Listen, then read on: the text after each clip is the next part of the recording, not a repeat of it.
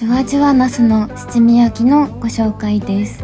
ナスはガを取り除いたらラップで包み、600ワットのレンジで4分加熱します。水でさらして粗熱を取り、手で半分に裂いていきます。キッチンペーパーで水気を拭き取っていきます。